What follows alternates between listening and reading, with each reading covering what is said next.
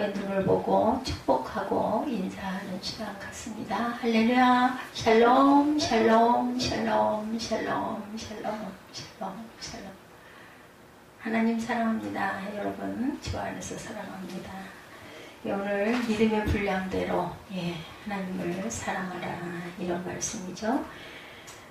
1절부터 8절까지 우리 3절까지 우리 합독했어요. 4절부터 보면 우리가 한 몸에 많은 지체를 가졌으나 지체가 같은 기능을 가진 것이 아니에요. 그죠? 4절에 5절 보면 이와 같이 우리 많은 사람이 그리스도 안에서 한 몸이 되어 서로 지체가 되었다 말씀합니다. 우리에게 주시는 은혜대로 받은 은사가 각각 다르니 예언이면 믿음의 분수대로, 섬기는 일이면 섬기는 일로, 가르치는 자면 가르치는 일로, 위로하는 자는 위로하는 일로, 구제하는 자는 성실함으로, 다스리는 자는 부지런함으로, 긍휼을 베푸는 자는 즐거움으로 할 것입니다. 아멘. 이 로마서 말씀, 바울이 로마교회에 보낸 서신이죠. 로마서는 서의 서자입니다. 로마교회에 보낸 서신이라고 하니까 이방인들을 위한 서신이라고 알기가 쉽지만, 바울이 로마교회에 편지를 쓸 때 로마교회는 바울이 세운 교회가 아니죠. 누가 세웠는지는 알 수 없지만 로마교회 성도들은 이미 초신자들은 아니었습니다. 그곳에는 일찍이 이스라엘을 떠나 흩어져 살던 디아스포라 유대인들이 있었죠. 그들 중에 몇몇 사람들이 예루살렘에 순례를 하러 갔다가 오순절 사건 이후에 사도들의 복음을 듣고 로마로 돌아와 교회를 세웠던 것입니다. 처음 회심자들은 유대인들이었겠지만 시간이 가면서 로마에 살던 이방인들도 교회 안에 들어오게 되죠. 아주 다양하고 복잡한 사람들이 모여있는 로마 교회 공동체를 이해하고 이 말씀을 읽을 때 로마서를 쉽게 이해할 수 있을 거예요. 그러므로 라는 말로 12장 1절 서두가 시작이 되죠. 그러므로 오늘 말씀이 이렇게 시작이 되는 거예요. 11장 하반절에 보면 그에게 영광이 세세 있을지어다. 34, 5, 6, 7절 봅니다. 11장 누가 주의 마음을 알았느냐, 누가 그의 모사가 되었느냐, 누가 주께 먼저 드려서 기쁘심을 받겠느냐. 이는 만물이 주에게서 나오고 주로 말미암고 주에게로 돌아갑니다. 그에게 영광이 세세 있을지어다. 그리고 12장 1절에 우리가 드릴 영적 예배라고 그러므로 형제들아 내가 하나님의 모든 자비하심으로 너희를 권하노니 너희 몸을 하나님이 기뻐하시는 거룩한 산 제물로 드리라. 이는 너희가 드릴 우리의 영적 예배다. 이렇게 말씀하죠. 너희 몸을 거룩한 산 제물. 몸은 삶을 뜻하죠. 창조의 목적대로 하나님을 섬기고 그 삶을 하나님 앞에 드리는 것이 우리가 드릴 거룩한 제물이라. 가인과 아벨을 보면 알죠. 요한일서 3장 11절에도 우리는 서로 사랑할지니 가인같이 하지 말라. 그는 악한 자에게 속하여 그 아우를 죽였으니 어떤 이유로 죽였느냐. 자기 행위는 악하고 그의 아유의 행위는 의로움이라. 이걸 보고 셈이 나가지고만 죽였어요. 이사야 1장 10절에서 14절에도 성의와 아울러 악을 행하는 것을 내가 견디지 못하겠노라. 이사야 66장 3, 4절에도 나의 목전에서 악을 행하며 내가 기뻐하지 아니하는 것을 택하였다. 그럽니다. 영적 예배, 예수 그리스도로 말미암아 겉의 법에 속의 법이 더하여졌다라는 거예요. 그러므로 신약시대에는 말씀대로 순종하는 삶으로 예배를 드리기 위해 반드시 누구의 도우심? 성령의 도우심이 필요하죠. 예배하는 자는 영과 진리로 예배하라고 요한복음 4장 24절에도 말씀합니다. 2절을 보면은 이 세대 이렇게 얘기하죠. 너희는 이 세대를 본받지 말고 오직 마음을 새롭게 함으로 변화를 받아 하나님의 선하시고 기뻐하시고 온전하신 뜻이 무엇인지 분별이라고 여기에 나오고 어떤 곳에서는 이해하도록 하라 이렇게 말씀합니다. 디모데후서 3장 1절에서 5절을 보면 말세에 고통하는 때가 이르러 사람들이 자기를 사랑하며 돈을 사랑하며 자랑하며 교만하며 쾌락을 사랑하기를 하나님 사랑하는 것보다 더하며 경건의 모양은 있으나 경건의 능력은 부인한다고 말씀합니다. 베드로서 2장 1절에서 4절에도 탐심으로 지어낸 말을 가지고 호색하는 것, 범죄와 천사들 이런 호색, 탐심 이런 것을 얘기하죠. 그래서 하나님의 선하시고 기뻐하시고 온전하신 뜻이 무엇인지 이해하라 말씀하죠. 선하시고 선은 창조의 목적을 말합니다. 기뻐하시고 그리스도를 섬기는 자들을 일컬어서 로마서 14장 18절에 말씀합니다. 우리는 9절에 보니까 악을 미워하라 그러죠. 악을 미워해야 돼요. 잠언 16장 6절에 야훼를 경외함으로 말미암아 악에서 떠나게 된다고 말해요. 그래서 우리는 선에 속해야 된다. 선은 하나님이 우리를 지으신 창조의 목적이죠. 그리스도로 말미암아 우리를 속량하신 목적입니다. 선에 속하라는 말은 창조의 목적대로 율법의 교훈을 받아 야훼를 경외함으로 섬기라는 뜻을 갖고 있어요. 에베소서 2장 10절에 그리스도 예수 안에서 선한 일을 위하여 지으심을 받은 자다. 누가? 저와 여러분들이. 디도서 2장 14절에 그가 우리를 대신하여 자신을 주심은 모든 불법에서 우리를 속량하시고 우리를 깨끗하게 하사 선한 일을 열심히 하는 자기 백성이 되게 하려 하십니다. 로마서 2장 18절에도 율법의 교훈을 받아 하나님의 뜻을 알고 지극히 선한 것을 분별한다고 하죠. 전도서 3장 11절에도 사람들이 사는 동안에 기뻐하며 선을 행하는 것보다 더 나은 것이 없는 줄 내가 알았다. 이렇게 전도자가 고백합니다. 밖에 하는 자를 축복하라. 14절에 보면 나와요. 너희는 밖에 하는 자를 축복하라. 축복하고 저주하지 말아라. 시편 35편 13절에 나는 그들의 병 들었을 때 굵은 베옷을 입고 금식하여 내 영혼을 괴롭게 하였더니 내 기도가 내 품으로 돌아왔다. 우리가 기도할 때 그 기도가 상대방을 위해서 기도한다고 생각을 하지만 그 기도가 나에게 돌아온다는 것을 절대 잊지 말아야 되겠다는 거죠. 그래서 그러므로 시작한다고 말씀드리면서 12장 전체 중요한 부분들을 말씀드렸어요. 그러므로라는 말은 지금까지 했던 어떤 말씀, 11장 말씀에 대한 결말이죠. 11장에 바울이 했던 말씀을 한마디로 요약하면 예전에 하나님께 순종하지 않던 성도들이 이제 하나님의 긍휼로 하나님의 은혜로 순종하게 되었다. 그러므로 쉽게 말해서 하나님의 뜻대로 살지 않던 사람들도 하나님께서 하나님의 은혜로 하나님께로 돌아오게 하시기를 원하신다는 거죠. 그랬기 때문에 하나님의 뜻이 그렇다면 우리는 어떻게 할 것인가 하는 이야기를 하고 있습니다. 그러므로 형제들아 내가 하나님의 모든 자비하심으로 너희를 권한다. 하나님의 모든 자비하심 그것이 우리를 구원하시는 능력으로 나타납니다. 그리고 하나님의 자비하심은 우리에게 그 자비하심에 합당한 삶을 요청하신다라는 것. 영적 예배를 드리라는 거예요. 물론 나를 내 자신, 내 몸을 드리라는 것은 내 삶을 드리라는 뜻을 갖고 있습니다. 하나님의 자비하심 물론 하나님의 은혜고 선물이에요. 그렇지만 은혜를 받은 사람은 은혜 합당한 삶을 살아야 하고 살게 되고 살고 싶고 그렇게 살지 않으면 살 수가 없어집니다. 은혜를 받은 사람들은 그게 당위예요. 마땅히 그래야 한다. 하나님이 요구하시는 내용에 우리가 들어가 보면 너희 몸을 하나님이 기뻐하시는 거룩한 산 제물로 드리라. 이는 너희가 드릴 영적 예배니라. 여기 단어들을 보면요, 톡톡 튀어나오는 단어가 있죠. 너희 몸, 그죠? 그리고 희생 제물 드리다, 그죠? 제물로 드려라. 그리고 너희가 드릴 영적 예배다. 그 기뻐하심을 받으실 이런 단어들은 모두 제사를 나타내는 용어들입니다. 하나님의 자비하심에 대한 응답으로 우리 몸을 하나님께 제물로 드리라는 거죠. 여기서 몸이라는 것은 단순히 우리 육체를 말하는 것이 아니고 오늘 본문의 몸이라는 말 헬라어로 소마로 나타나 있습니다. 소마. 인간 전체를 나타내는 말입니다. 그리고 단순히 한 인간 전체뿐 아니라 인간과 인간과의 관계 그리고 인간과 세계와의 관계까지 포함하는 말이 소마라는 넓은 뜻을 갖고 있습니다. 우리가 몸이 없다면 우리 존재가 살아감이 불가능하죠. 몸이 없다면. 우리 그 고결하고 대단한 영혼도 정신도 우리의 육체가 없다면 그죠? 뭐 할 수가 없어요.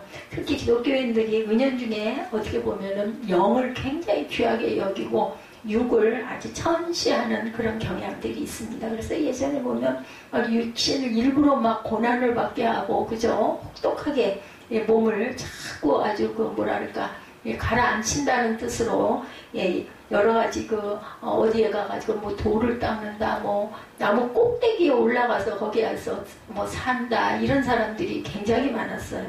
육신이라는 것은 썩어서 없어질 것이고 죄를 저지르기 쉬운 욕망 덩어리다 이렇게 생각들을 합니다. 말로만 무시하지 정작 몽뚜껑을 위해 살고 있는지도 모르는데 우리가 어찌 보면 몸이 얼마나 소중해요. 그렇기 때문에 병원 다니지 않아요. 육체 안에 어떤 질병이 있다, 뭔가 증상이 이상하다, 어디가 좀 소화가 안 된다면 얼마나 병원에 가면 정말 사람들이 많은 걸 보게 됩니다. 육신이 결코 우리의 존재와 따로 떨어진 것이 아니에요. 밀접합니다. 육신이 있어야 우리가 영혼도 평안해질 수가 있어요. 고통이 없어야. 우리의 몸은 이렇게 하찮게 여길 수 있는 것이 절대로 아니다.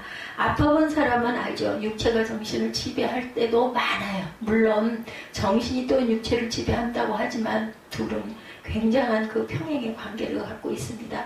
손끝에 가시에 찔려도 우리가 얼마나 아파요. 제가 손을 베고 나서 이 손처럼 두 번째 손가락을 뭘 썰다가 그냥 손가락까지 썰어가지고 엄청 깊었던 것 같아요. 보통은 뭐 피가 좀 나고 해도 2, 3일 뭐 좀 밴드 붙이고 하면 낫잖아요. 거의 일주일이 한 열흘이 됐는데도 지금도 이거를 풀어놓으면은 이렇게 뭔가 뭐 일을 하거나 할 때 손에 힘을 주거나 손가락에 힘이 가면 여기가 아파요.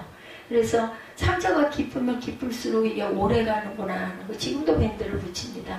온통 정신이 손끝에 굉장히 아프잖아. 아플 때 소스라치게 놀라죠.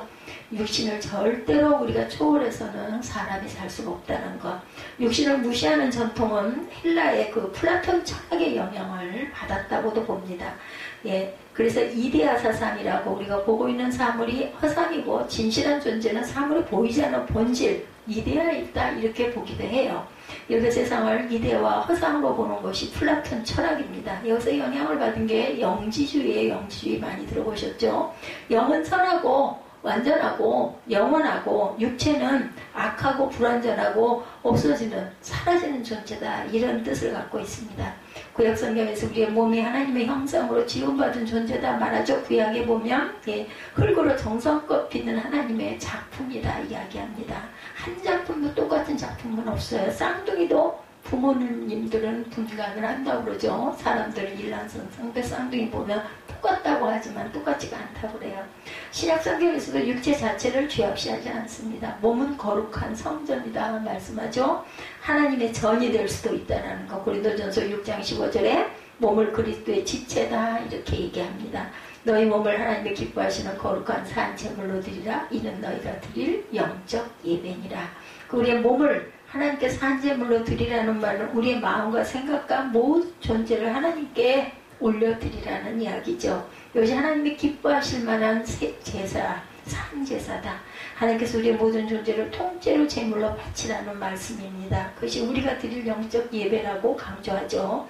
하나님께서 우리의 몸을 드린다는 말은 우리 모두가 하나님 앞에 뭐 주의 일을 하는데 100%로 헌신해라 이런 뜻은 아니죠. 몸을 산제물로 하나님께 드린다는 것은 하나님이 우리 주인임을 우리가 인정하고 고백하라는 뜻을 갖고 있습니다.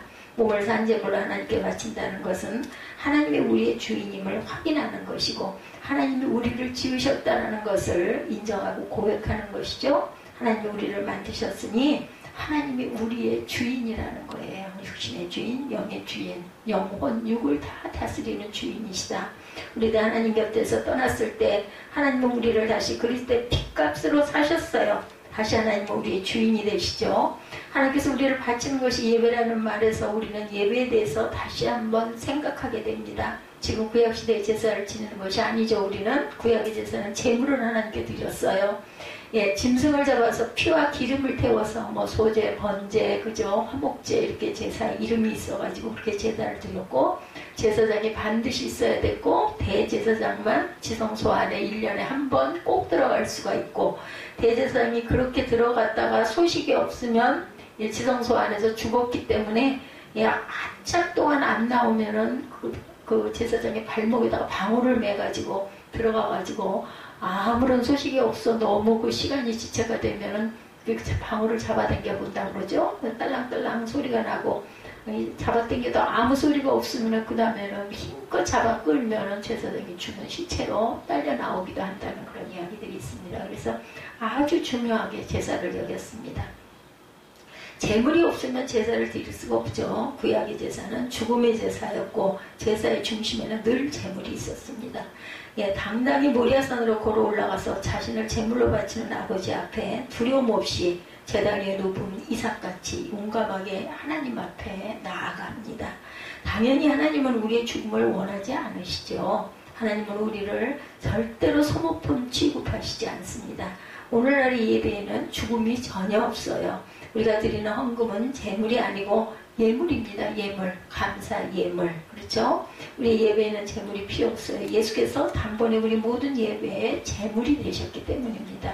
이제 하나님을 만날 때마다 죽음의 제사 같은 거는 드릴 필요가 없습니다. 대신 죽으신 예수님이 죽음과 피의 제사를 생명과 감사 예배로 바꾸셨죠? 그래서 우리가 상징적으로 한 달에 한 번씩 성찬 예배를 드리죠.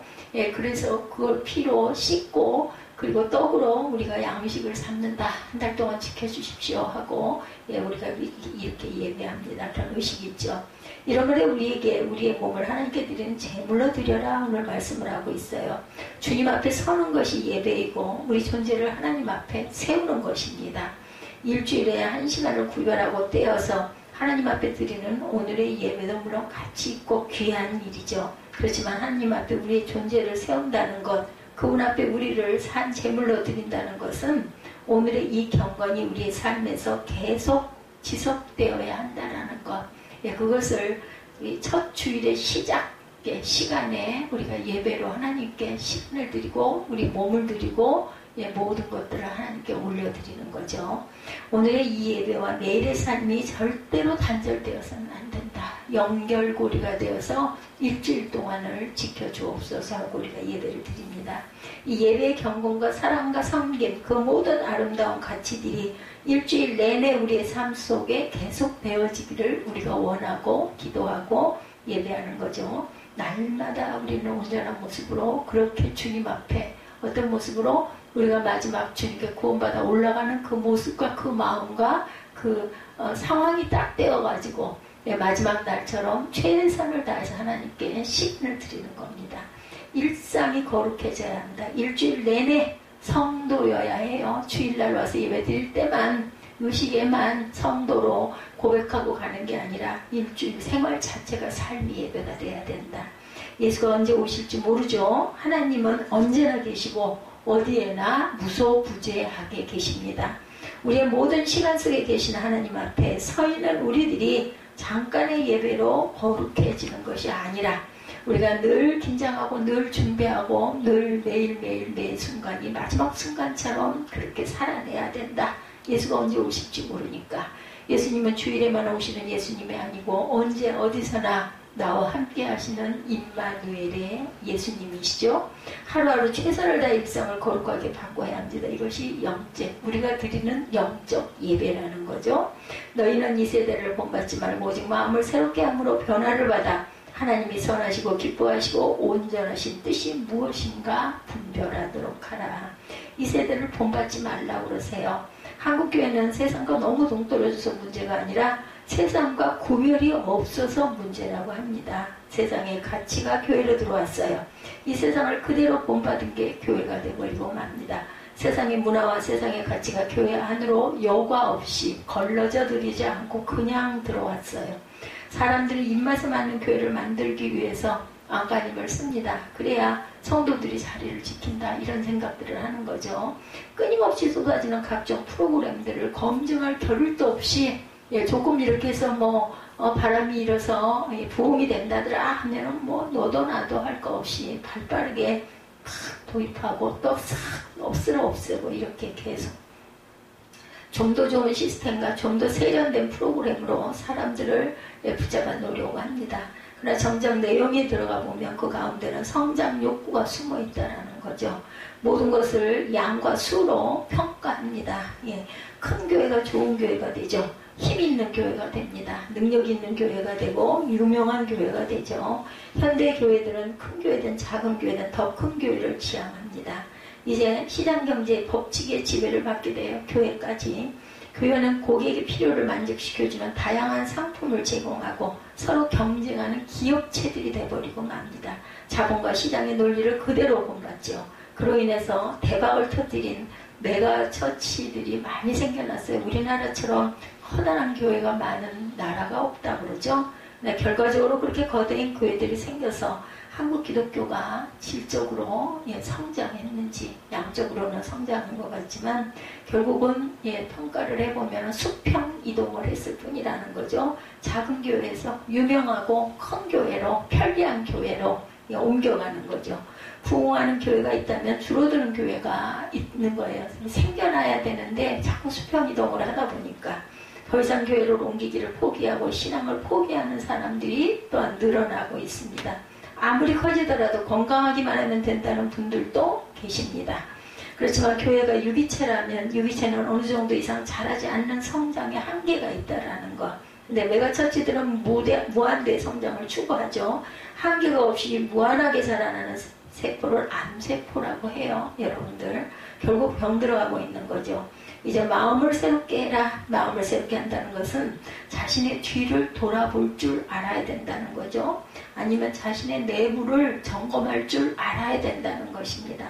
더 이상은 과거로 돌아가지 않는 것. 그것이 성찰이고 회개입니다. 살던 대로 사는 것이 아니라 믿음으로 변화돼야 한다. 이제는 과감하게 세상의 지배 논리를 거부할 줄도 알아야 된다. 세상을 본받는 교회가 아니라 세상을 변화시키는 교회가 되어야 되겠죠. 세상을 변화시키기 위해서 우리의 지혜가 필요한 것이 아니고 무엇이 하나님의 뜻인지 이해하고 분별할 줄 알아야 된다. 하나님의 선하시고 기뻐하시고 온전하신 뜻이 무엇인지를 분별해라. 과연 하나님께서 이 땅에 교회를 세우시고 지금까지 존재하게 하신 하나님의 계획과 뜻이 어디에 있는지를 생각해봐라. 지금께 교회 이름으로 믿음이라는 이름으로 지었던 수많은 잘못과 죄악들에도 불구하고 교회가 아직도 존재하는 이유가 무엇일지 우리는 생각해 봐야 합니다. 분명 앞으로 신앙생활을 한다는 것이 어쩌면 점점 더 용기가 필요한 시대가 올지도 몰라요. 코로나 때 어땠어요? 교회 다닌다는 소리를 되도록이면 안 하려고 많이들 그랬죠. 왜냐하면 교회 다닌다고 하면은 벌써 격리 그런 느낌들을 갖기 때문에 신문을 잠깐 보았더니 국민일보에 보니까는 요즘에 그 교회와 그 분쟁 이런 것들이 심심치 않게 수십 건이 아직도 해결되지 않은 건들이 있어가지고 지금 재판들을 많이 한다고 하네요. 근데 다행스러운 건 기독교 쪽으로 손을 많이 들어준대요. 왜냐하면 너무 지나칠 정도로 교회를 억압하고 예배의 이런 부분들에 대한 것들을 자꾸 고발하는 이런 사례들로 인해서 분쟁과 시비가 많아서 재판들이 아주 많이 밀려있다고 합니다. 그런데 재판에서 판결 때마다 그래도 기독교의 손이 많이 올라가서 너무나 감사하다라는 내용을 제가 보았습니다. 점점 사람들 앞에서 내가 예수를 믿는 사람이라고 말하는 것이 왠지 모르게 조금 그저 망설여지는 그러한 한동안 우리 자동차 뒤에 물고기 표시하고 다니다가 어느 순간인가부터 그게 다 떨어져 나갔죠. 왜냐하면 그렇게 해가지고 교통법규를 어기거나 누구하고 그 시비가 붙게 되면은 우리 그리스도를 욕보인다 해가지고 이거 함부로 붙이고 다닐 게 아니다. 한동안의 유행처럼 그 차 커다란 그 봉고차 이런데 어느 교회에 가지고 써져서 다녔는데 많이 없어졌어요. 거의 보이지가 않습니다. 이런 것도 어쩔 수가 없다라는 부분들인 거죠. 모르는 사람들 앞에서 누군가가 목사라는 이야기 하는 게 왠지 모르게 염려가 된다라는 그런 목소리들도 있습니다. 이 상태로 교회가 스스로 변화와 바뀌는 부분이 없다면 회개와 각성이 없이 세상을 닮아가게 된다면 사람들에게 어떻게 보면 버림을 받고 하나님께 또한 버림을 받는 그러한 교회들이 되면 어떻게 하나 염려가 되죠. 그럼에도 아직까지 교회가 존재해야 하는 이유 그는 하나님께서 이 교회를 통해서 하시고자 하는 일이 반드시 분명히 있다라는 것이죠. 이스라엘을 심판하시면서도 그루터기가 남겨놓으셨듯이 아직은 다 뿌리째 밑둥이째 없어진 것은 아니라는 것, 소망이 있는 거죠. 그래서 중요합니다. 내게 주신 은혜로 말미암아 3절이죠. 너희 각 사람에게 말하노니 마땅히 생각할 그 이상의 생각을 품지 말고 오직 하나님께서 각 사람에게 나눠주신 믿음의 분량대로 지혜롭게 생각하라. 각 사람마다 믿음의 분량들이 달라요. 그러다 보면 깊이도 다르겠죠. 넓이도 다르겠죠. 그렇기 때문에 그걸 자꾸 비교할 필요는 없습니다. 하나님 주신 분량대로 그죠? 잘 깊이 생각해라. 바로 교회 안에서 특별히 믿음이 강한 사람들, 은사를 받았다고 생각하는 사람들, 우월감을 가지고 뭔가 자랑하고 교만한 마음을 갖는 사람들을 염두에 두고 말을 하고 있어요. 뭔가 은사를 받았다, 뭔가 능력 있다 이러면 어때요? 나도 모르게 그냥 어깨가 으쓱 올라가죠. 이런 교만한 마음들을 버리라는 거죠. 그런 마음들을 마땅히 생각할 그 이상의 생각을 품지 말라는 말은 그런 사람들에게 하시는 말씀입니다. 자신에 대해서 똑바로 알아라. 온전하게 이해할 줄 알아라 입니다. 소크라테스가 뭐라 그랬어요? 너 자신을 알아라 얘기하죠. 우리가 얼마나 무지하고 부족하고 한계를 가진 사람들인지를 지적하는 말입니다. 우리의 한계를 우리 스스로가 알 줄 알아야 돼. 그래서 참 자기 자신을 안다는 게 가장 어렵다고 그러죠. 하나님 앞에서 한계를 안다는 것은 하나님의 은혜가 아니었다면 우리가 자랑할 것도 없고 내세울 것도 없고 정말 보잘것없는 존재임을 인정하는 것입니다. 우리가 누구보다 더 은사가 많고 믿음이 좋고 더 도덕적이고 우월한 존재라는 생각을 거두어라 입니다. 교회 안에는 여러 종류의 사람들이 있어요. 정치적으로 입장이 다른 사람들이 있을 수도 있습니다. 신앙적 배경이 다른 사람들도 있습니다. 교회 안에서 예배를 드릴 때 모두 한 자리에서 함께 예배를 드리지만 또 다른 상황에서 갈등을 일으킬 만큼 아주 확연하게 아주 많은 사람들이 다양하게 모여있는 것이 교회이기도 하다는 거죠. 교회에서 많은 사람들을 만나면 느꼈던 것은 믿음이 없는 사람들이 문제가 아니라 믿음이 좋다고 생각하는 사람들이 문제가 꼭 된다는 거죠. 스스로 자신이 믿음이 부족하다고 생각한 사람들은 절대로 교회를 위기에 빠뜨리지를 않습니다.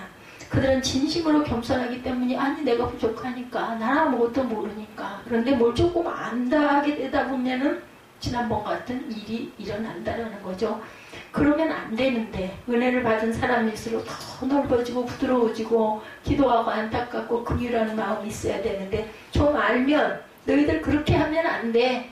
그럼 어쩌라고 우리가 어떻게 변화하고 싶지만 그럼 어떻게 변화하라고 우리 마음에 소원을 갖고 있긴 하지만 어떻게 변화되라고 그럼 방법이 뭔데 어떻게 해야 되는데 기도할 뿐이지 어떻게 해야 되는데 이러다가 분쟁이 일어나는 거죠.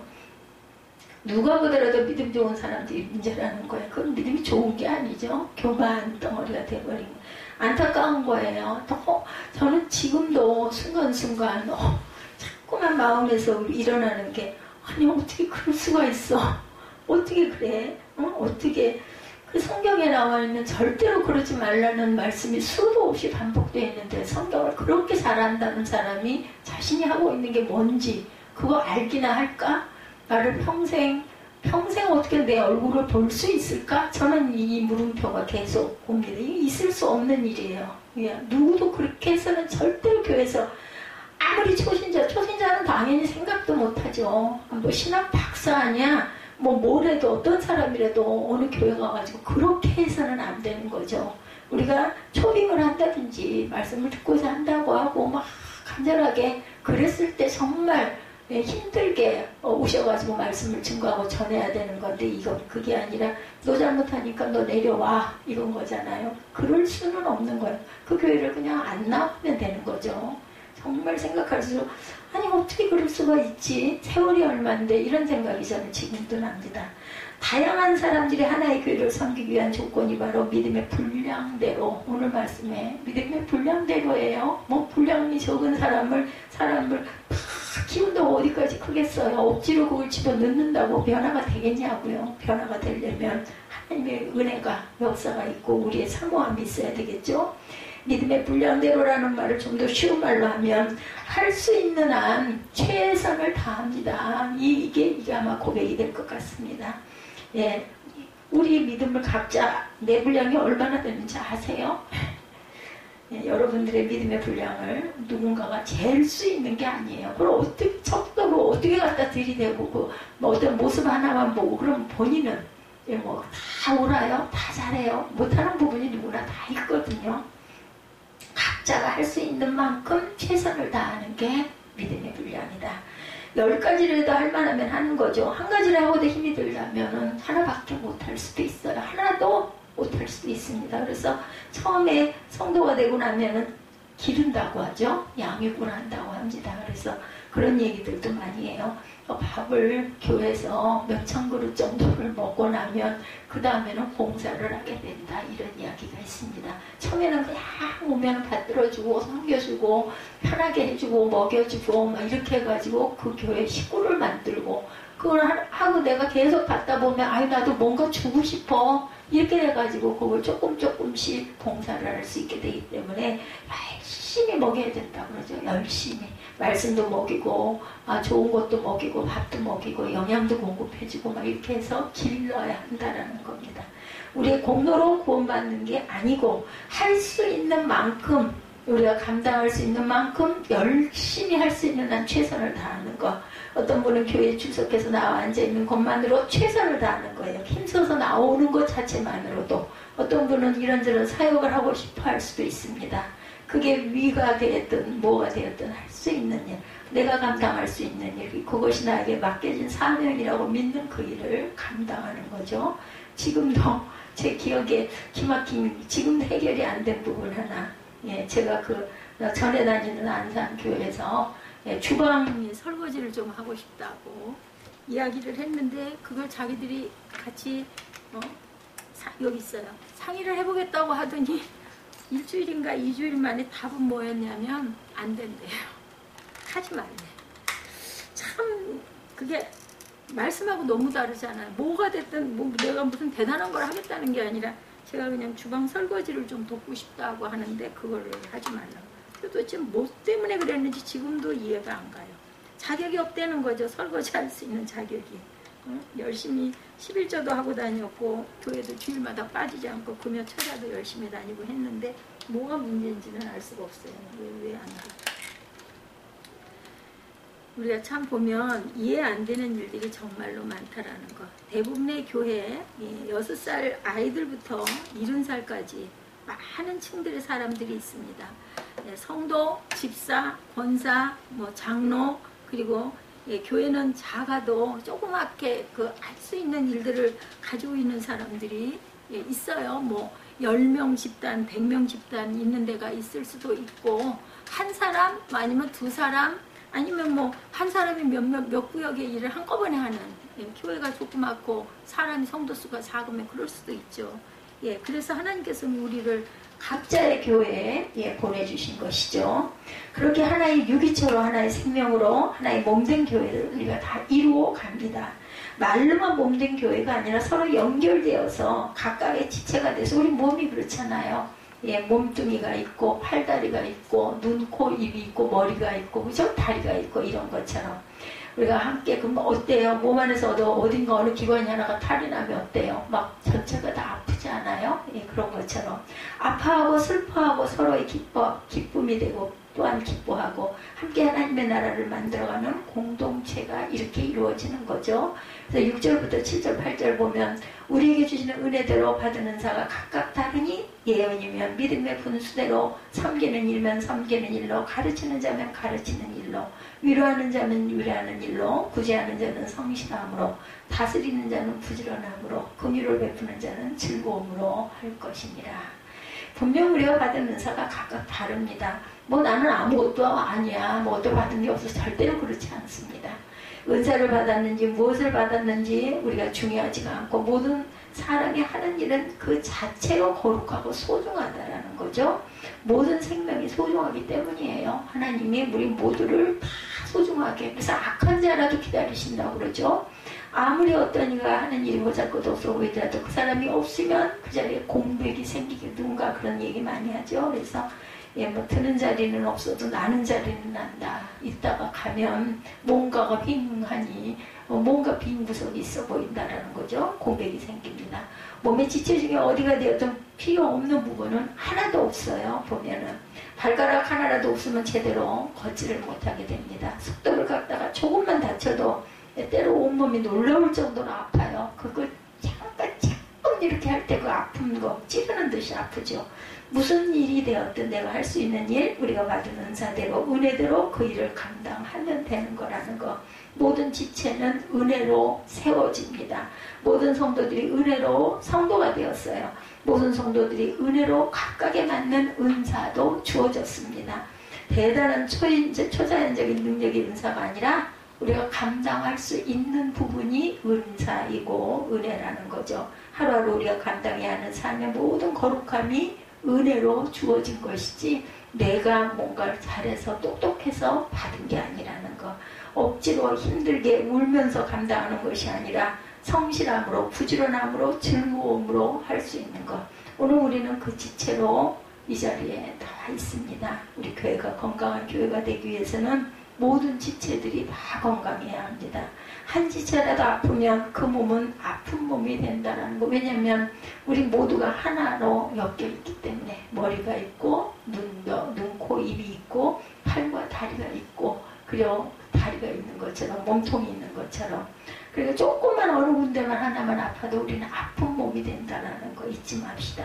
아픈 것이 몸이 중심이라는 말이 있어요. 손톱을 갖다가 조금만 다쳐도 때로 온몸이 놀랄 정도로 아프죠.